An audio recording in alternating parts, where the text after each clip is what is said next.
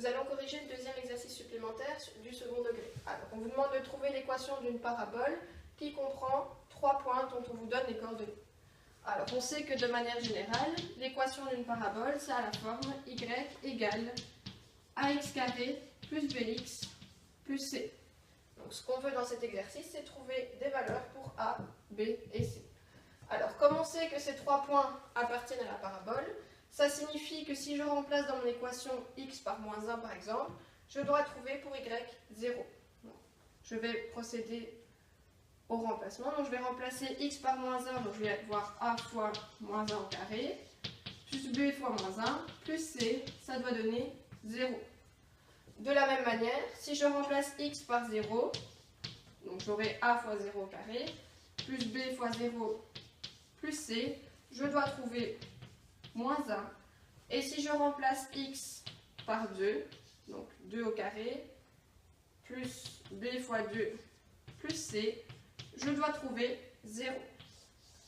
Je me retrouve donc avec un système de 3 équations avec 3 inconnus a, b et c. Et je vais devoir résoudre ce système. Alors, je vais commencer par l'écrire de manière plus simple. Alors, moins 1 au carré, ça fait 1. Donc cette première équation va devenir a moins b plus c égale 0. Ici, j'ai des 0 à chaque fois, donc il va juste me rester le c qui vaut moins 1. Et pour la dernière équation, 2 au carré, ça fait 4. Donc je vais avoir 4a plus 2b plus c égale 0. Alors, étant donné que c vaut moins 1, je vais pouvoir remplacer c par moins 1 dans mes équations 1 et 3. Je vais avoir pour la première a moins b moins 1 égale 0. C vaut moins 1 et du coup la dernière devient 4a plus 2b moins 1 égale 0. Alors j'ai trouvé la valeur pour C, il me manque la valeur pour A et pour B. Alors je remarque dans la première, j'ai A égale moins B moins 1.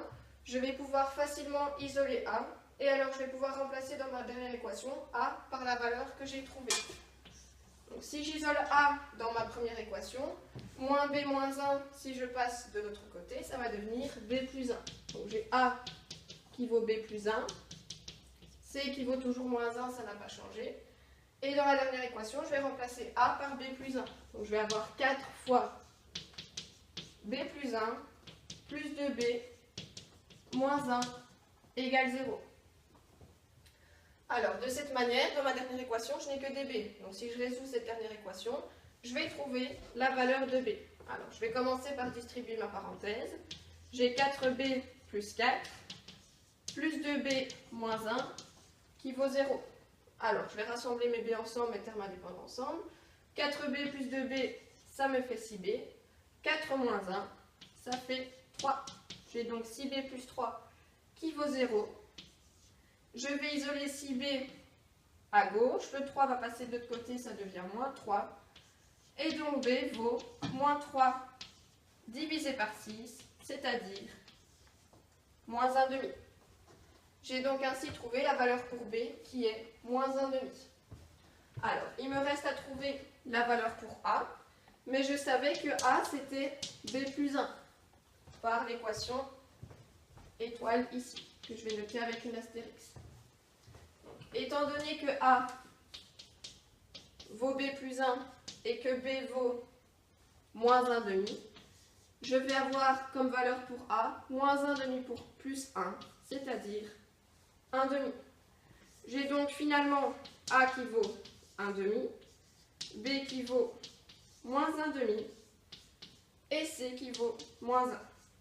Je peux donc écrire l'équation de ma parabole qui va être y égale 1,5 fois x carré moins 1,5x moins 1.